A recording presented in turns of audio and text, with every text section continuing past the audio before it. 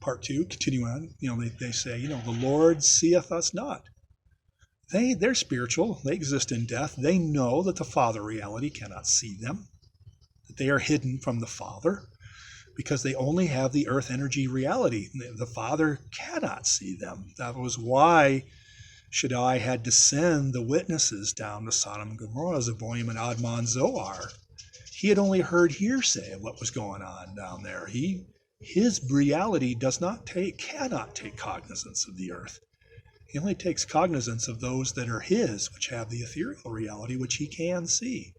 He does not take any cognizance or see those that are in death in the earth reality. And then conversely, those that are in death, they know that. And that's why they say, hear no evil, speak no evil, see no evil. They know the Father does not see them. However, Olam sees them. The Olam reality sees them. And while I'm at it, so I'm going to throw in, I talked about it in the previous recording, but this is the thus saith Yahweh to those that exist in death. There are 2 words of Yahweh, 2 specific words of Yahweh for those that exist in death. The first one is the one where I saw it was all black. I'm just going to go with the interpretation. Doesn't matter what I saw and heard. You may know the angel of death, and you may know the power of death. You do not know the king of death. And I wanted to complete my little Jimmy Crack Corn, and I don't care, my master's gone away. See, the elves have been on vacation for the last 6,000 years. And that includes the Yahweh Olam reality. It's not been connected, it's been disconnected from the power of death. The angel of death has been absent also. Well, the angel of death's coming back too. Well, the angel of death does see them. Angel of death's around.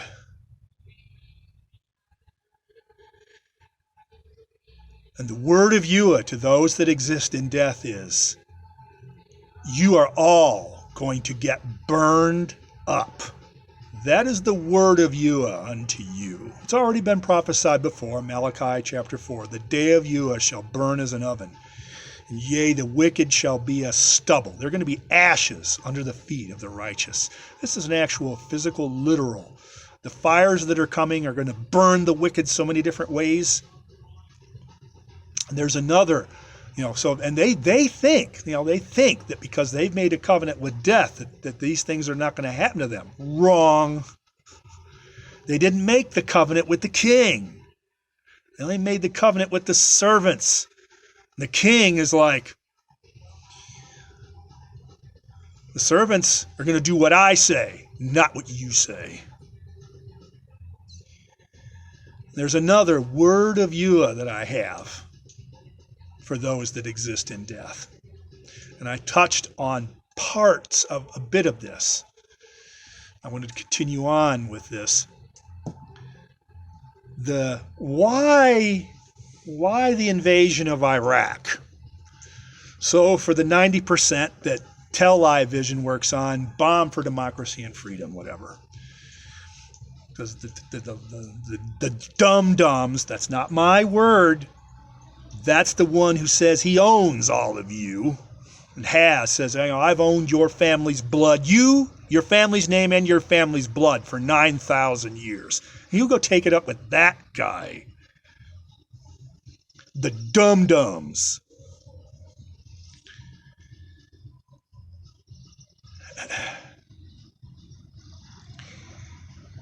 The television works on the dum-dums, the 90%. Well, there's 10% of the population the Tell Live Vision doesn't work on.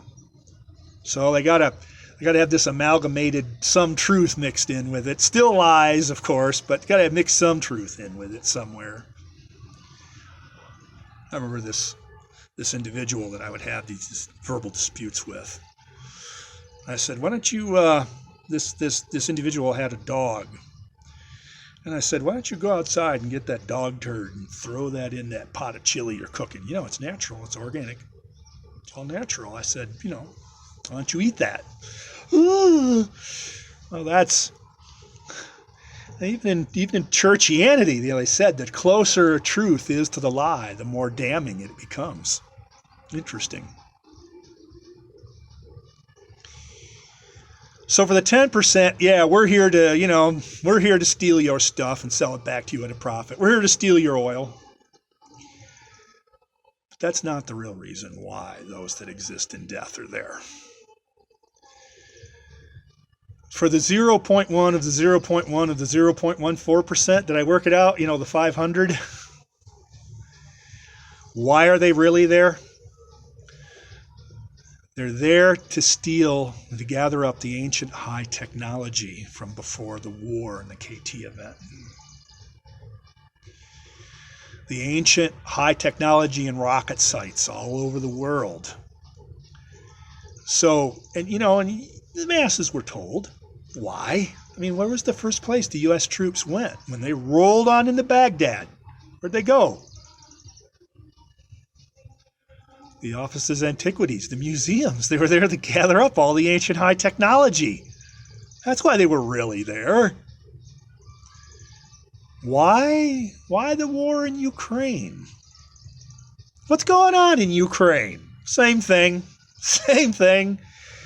The area of Ukraine is one of the ancient high technology sites, and the cabal wants in there bad. But the Arca power, the Arca, U.S. Arca power situation is right there too. So this now is the word of Yahweh unto those that exist in death. They know destruction is coming, and they're doing everything they can to get off this rock. And they know if they stay here, they will be destroyed. If you can't make it with a level 3.6 civilization, when that level 4.5, level 4.6 civilization that had been here more or less for the last, showed up 66 million years ago, 65 million years ago, and said, boom, your 3.6 is now rubble, and we large, full large, and in charge now.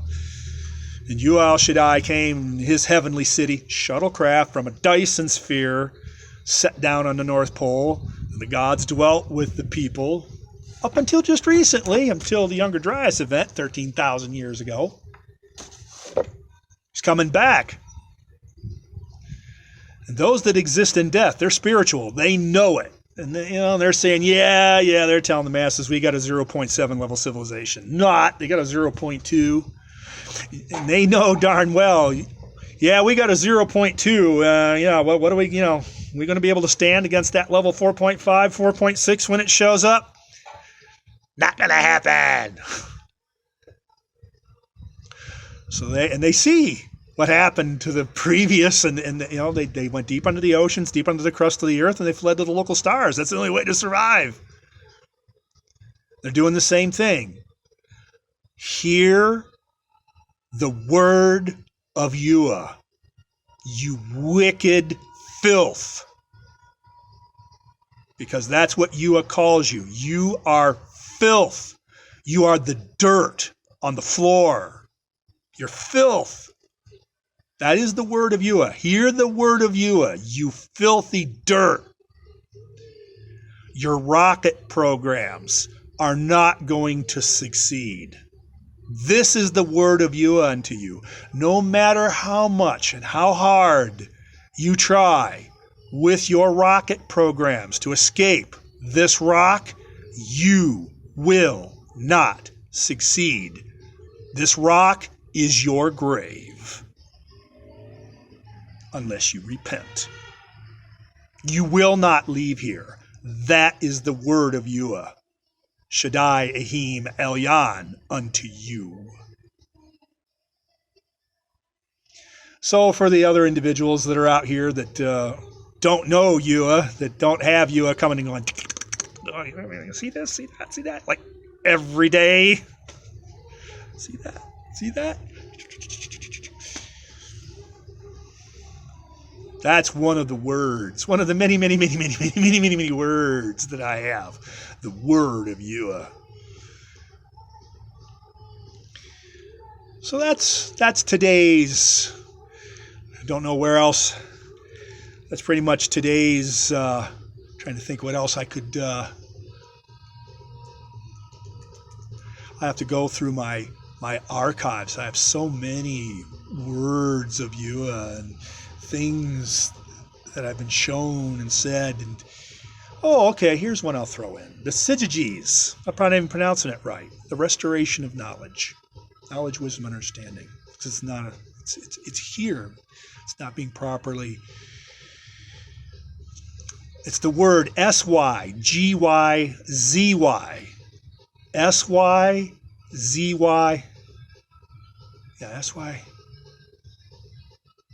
Sygyzy. It's a 6-letter word of all consonants. Syzygy. Sygyzy. Syzygy. It's related to the Hexakiadekianity. There's 15 of them. They're these pairs. They're pairs. They're like, and they're clearly described. I went on the internet, did some research on them, and Yua came to me and showed me all 15 of them in sequence over a period of days to restore this to us. That this is, it was called the knowledge of the Gnostics. You know, it was the spiritual information that Yua wants to teach his people, to restore to his people, to the spiritual people, because this is how everything works. It's the building blocks of everything. And they're in groups. There's 3 groups. First group, I think, is 4. Then there's a group of 5. And a group of 6? Or how does that work? A group of 6, a group of 5, and a group of 4? Anyway, there's a middle group of 5. I know that. I had these dreams and visions, and I thought they were not, of course I have thousands of these. They don't seem like much to me anymore because this has been going on with me for so many decades now, and I've had so many of them. I don't think much of it. I told this to Daniel, and he was like, wow, could you tell me that again? I said, it just looks like, it looked really boring to me, but man, it flicked his switch because it had been put in his spirit, but he just had his half, and I'm here with the other half, and it really excited him. And so the Syzygies, however that's pronounced, the ancient knowledge of the Gnostics. Study this. For those of you that are spiritual, and you want to put your servant's garment on, and you're going to teach and train and instruct and raise up in the ways of life, and knowledge and wisdom and understanding, the Syzygies. It's the 15 things, the same way with the Hexakiadekianity, and Daniel actually drew this massive polygon of all of them, how they're all connected to each other. He's got this polygon now of the Hexakiadekianity and the Syzygies all together as a polygon, this beautiful polygon, all sorts of connections. Because there's a lot of right-angle orthogonal relationships. It's got all these squares in this polygon. So that's another one for you, for those that you are in the ways of life, you're on the narrow path that leadeth unto life. Syzygies, Sygyzy, 15 pairs. These are the building blocks. Because I saw them, I was referring to the primordials. These are the 4. I had this dream or vision where I saw the 2. There's the 2, there's the 1, the 2, the 4, the 8, the 16. The 4 is the primordials, the 8, the Ogdoad, the 16 we call the Hexakiadekianity. I don't know if somebody else has called it something somewhere else. There's this monolith stone that was found in the 1800s. It was found in Ukraine, and currently it's in a museum in Poland. It's this 6-sided, it's the Hexakiadekianity carved into this 4-sided, 4-tier stone. It's got a name, got a peculiar name because it's the name of the river where they dug it up out of, where the river went dry or went down. They found this stone monument, and this is the Hexikia Decyanity. And Daniel said, the Polish people were pretty spiritual until the papists came along and dumbed them down.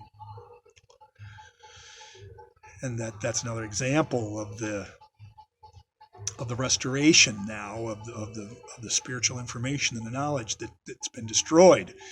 It's that monolith. It's at Krakow, the Krakow Archaeological Museum. Is it Krakow? I don't know. Maybe I'll supply links. I should. But just look up this four-sided, four-tier. It's got these men's heads at the top. These men, they got these hats on, and it kind of tilts in at the top. It's, the one at the top, and these four sides and four quadrants. It's the Hexikia Decyanity carved into a stone, into a monolith that was found in a river in Ukraine in 1840-something, 1850, whenever it was, and it was given to Poland, and now it's on display in this Polish Archaeological Museum at Krakow, I believe. I actually referred to this recently in a document, so I do have the links. I just did the research. Daniel had found it, and he's like, yeah, here's the Hexikia Decyanity. It's being restored. It was here all along until the destroyers of knowledge erased it from people's minds and consciousness. And we were pondering, maybe somebody that wanted to preserve the knowledge said, well, let's, because the papists probably would have smashed that thing to powder, and so somebody was like, let's hurry up and grab this thing and throw it in the river, hide it from the destroyers. And then 1,000 years later, 1,500 years later, it's found and recovered. And it's now on proud display for anybody. You can find pictures of it easily on the internet. And it's the way I described the Hexikia Decyanity, the four L's across the top, the Arca power beings, then the next level down, the Arca only beings, the archangels, the Archangel Yua under the Elyon column, the Archangel Gabriel under the El Shaddai column, the Archangel Michael under the Yua Elohim column, and the Archangel Abaddon under the Yua Al-Malam column. Then below that are the power-only beings, the man seraph of the El Elyon column, the eagle seraph of the El Shaddai column, the lion seraph. It's hints. It's in the scriptures. Yeshua is called the Lion of the tribe of Yehuda, the Lion of the tribe of Judah. Well, it's the lion seraph, and the calf seraph, the bull under the Olam reality, and then of course then the bottommost realities where there's a body, if you will, the chaos side of Erebus, and there are beings in chaos, because Leviathan are projections of beings out of chaos into our reality. The angels are the body of the Father, so the way that the Hexikia Decyanity, its rows sometimes are where you have the heads and the bodies. And then the archangels and the seraphs can be expressed differently, and the Hexikia Decyanity can be expressed differently with its rows aligned differently, because in this monolith, the heads and their bodies are there instead of being separated where we have a 5-year-old diagram of Hexikia Decyanity. Rather, very dated now. We have much newer, much more updated versions. We have the bodies at the bottom, where Shaddai has his body of angels, with the angels represented at the bottom. It has much lesser beings, of course. And then Elohim has his body with the body of Mashiach, the hybrid energy ethereal beings.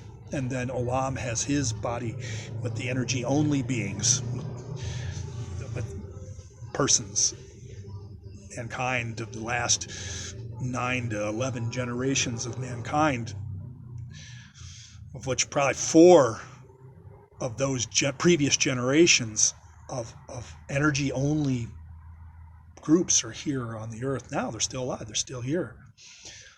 Dark-skinned, but there's been so much. Daniel does posit. There's been so much interbreeding. It's hard to tell who might be or might not be spiritual. But even then, so many of them exist in death. The ones that are spiritual, so many of them exist in death and made the covenant with death. dead in trespasses and sins, so what it all boils down to in that respect. And that's why the Messianic scripture says, place no confidence in the flesh, or you can't be made perfect by the flesh. Just because you're white and you were created spiritual doesn't mean you're going to make it. You've got to have your relationship with Shaddai, Ahim, Elyon, the I am, the breath, the word. You've got to have your relationship with them. Not just, I believe. What you believe is not relevant, really. It's not what you believe. It's how you live. And what you do, not what you believe.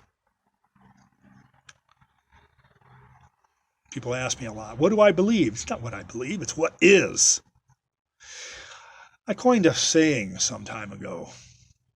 Beliefs are internal. Beliefs are formed over time, and beliefs are subject to change. Convictions are external. Convictions are not formed over time, and convictions are not subject to change. It doesn't matter what I believe. I am convicted. When the Shaddai, Ahim, Elyon, Olam, whoever it is, because there's a whole bunch of them that come, whichever one of them. It doesn't matter what I believe. They're in my reality. They're in my life. They're like, hello, little energy being. I see you have an ethereal aspect to you. Let's pick you up and go put you in here and take you back out. And you're my guy. In fact, now, seeing as I've got some time left, the overwhelming vast majority of individuals, their relationship is usually, if they have one, most have a religious experience. They don't have a relationship. But those that do have a relationship, many of them, I suspect, maybe not, I don't know, but even in the scriptures, somebody had to come to them. Somebody had to tell them, pardon me, sir, but have you received Jesus Christ as your personal Lord and Savior? Somebody came to them. Somebody told them. A parent, a family, a relative, a father, a friend, an evangelist, a spiritual passerby. But not everybody has their spiritual relationship that way. That's not how Shaul had his personal relationship. Yusha came to him, first person, said, "You're my man. Stop murdering my people." Remember in Acts? That was how that happened to me. My spiritual experiences began when I was very, very, very young. I was, somewhere between 3 and 6 years old. I started having these spiritual experiences, and I was terrified. And I would try to talk to the ostensible spiritual or religious people, and they would look at me with horrified looks or just blank stares because I'm spiritual. They weren't. They were supposed to be the spiritual people. They were holding themselves out as the spiritual people. Yes, we're Christianity, and you should look up to us and respect us, and we're the teachers, and we're the authorities on this topic. No, you're not. Not anymore. Clergy? No, you're not. I've had so many bad experiences with these stupid, wicked clergy. I cast off the clergy a long time ago. More than 20 years ago, I finally gave up on the clergy. I was in denial for a while, I admit it. My next big spiritual experience. Well, I could tell an autobiography, but I'll just tell this. I guess, I've got enough time. I'll tell you as an autobiography. I went to kindergarten. I grew up fairly unsocialized. I wasn't really around anybody other than my twin brother and my cousins.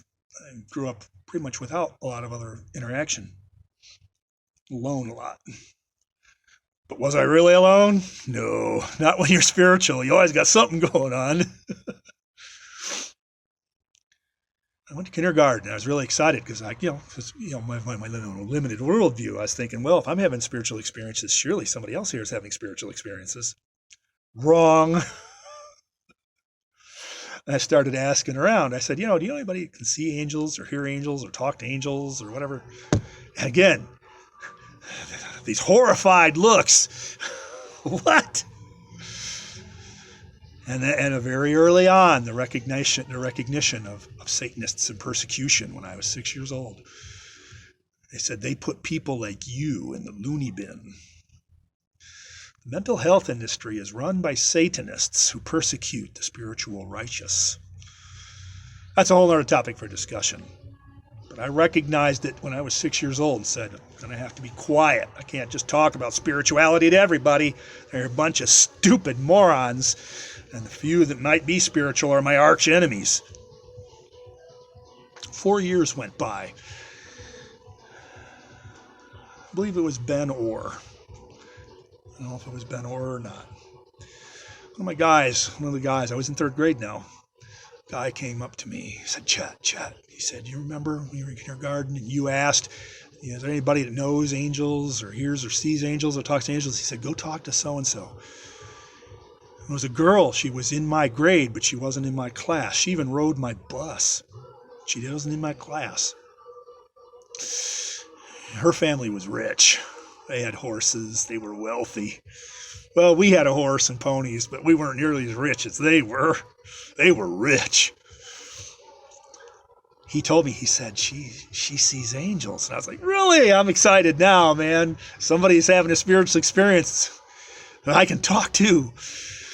I stalked her for days on the playground. I stalked that girl. Her name was Carr, I'm pretty sure. Her last name was Carr, C-A-R, I think. Was it Cindy Carr? I don't remember her name for sure. I stalked that girl. She was one of the beautiful people, cliquey, all her girlfriends.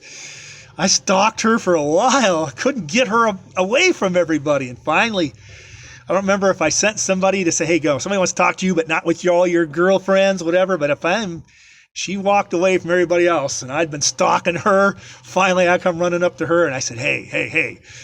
I said, you see angels, don't you? I said, don't lie to me.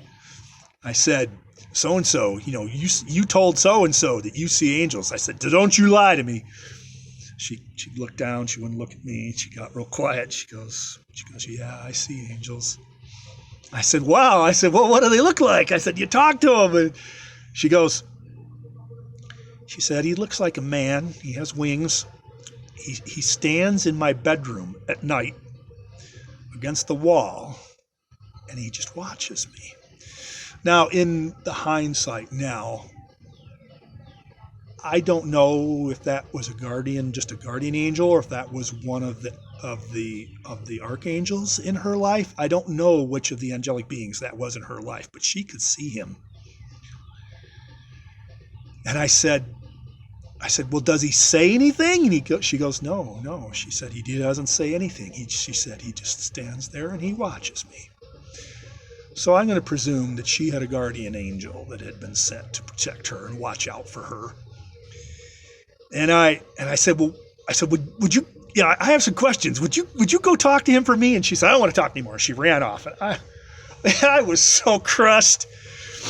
Because I'm having a spiritual experience too, but I didn't see him the way that she saw him. And so some more years went by. I'm 10 years old now. It's 1977. I'm in the 5th grade now. It's 2 years later, I guess. I'm trying to remember. It was in the fall of 1977, and I'm watching a movie. It's one of my favorite movies. The book I Am Legend. And it's been made into a movie 3 times. One with, it wasn't Boris Karloff. What was the other guy? Anyway, I think the book was written in 56. The movie was made in 61, 59 or 61. The first one, I Am Legend. And then it was made in 1971 with Anthony Zerbe and Charlton Heston. That's not his real name. But anyway, Charlton Heston. And then again in 2007 with Will Smith, again as its original title, I Am Legend. Well, I'm watching the second version, The Omega Man, set in 1977, in the year 1977. Of course, being young and very impressionable, I'm watching this movie, and man, I'm riveted, you know. I suppose it's been in my spirit too, knowing the end of days. And so I've always had this fascination with dystopian movies and the end of the world, etc. The end of the world as you know it. Things will continue on, but not the way they are now. And I'm watching this movie, and I'm just so enamored by this movie. And of course, movies, you know, media, books and television shows and magazines and things. And the writers and the creators of these materials quite often they'll write these materials in such a way to involve the viewer some way, you know, that you'll identify with a character or the things that are taking place there. And as I watched The Omega Man and Robert Neville being played by Charlton Heston, and the whole world had been destroyed, more or less, by bacteriological warfare in this case. And I said in my heart, as I sat here and watched this movie, I said to myself in my heart, I said, if the world ever goes to hell in a handbasket like that, if the world ever becomes like that, I'm saying in my heart, I want to be that Robert Neville guy. He's the only one that's immune to it. And he was just so cool. The whole world's coming to an end, and the few survivors, they're all in psychosis, and they hate technology, and they can't come out during the daytime, and they got severe psychosis and problems with their skin and their hair and their eyes, and they're slowly dying. And one man, it's like nothing happened. Dude's got mad technology. He's got cars and trucks and electricity and generators and elevator and surveillance systems and spotlights, bright lights and refrigerators and freezers and running water and computers and med lab and stereos and TV sets and surveillance and machine guns and pistols and explosives and night vision on its Browning automatic rifle. Dude's got freaking everything. He's got the best of everything that there is. It's like the world hasn't ended for him. We're business as usual for him. And I said in my heart, I said, man, if that manure ever goes down, I want to be that guy. And at that very moment, a voice. This was Yua Al Elyon, the Holy Spirit. Yua Al Elyon came to me and said to me, in a voice louder than the TV set, you are that man, and you will live to see the death of everyone you have ever known and ever loved, and the destruction of everything that has ever been built. I'm terrified. What is this voice?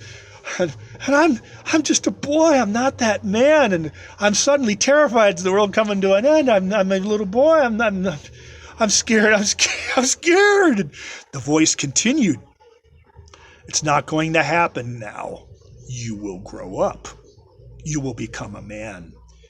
You will get married. You will have children. You will grow old. And it will happen when you are old. And the voice left me. Well, it's been 46 years ago now since I was called by Yua Al Elyon directly, who came directly into my life and said, you are my man. You are my man. A couple years later, I tried to make a Ouija board. I always wanted to be in contact with the spirit world. I knew there were dangers with Ouija boards. My mom didn't want me to have a Ouija board. I still wanted a Ouija board. I wanted to talk to spirits every day. They wouldn't talk to me every day. They do now. So I came home one day from school and, oh, you can make a Ouija board. Saw Lost in Space. You know, danger, Will Robinson. They'd made a Ouija board. They showed you all the attendant dangers. Big storm blows in. They were using the glass as the pointer. It exploded. Yep, dangers with Ouija boards. So I was like, wow, I'll make myself a Ouija board. I made myself a Ouija board, and nothing happened. The thing was a limp noodle. Nothing was going on. I was like, the Ouija boards. And the voice came again and said, I am more powerful than this, and I am not going to allow this. There's LL Jan showing up again saying, no Ouija board for you. Then a few years after that, the dreams began. The U.S. started coming to talk to me in dreams that I can remember. Maybe they were going on even before. But the dreams that I can remember started when I was sometime between 12 and maybe 15 years old, 16 years old. The dreams began.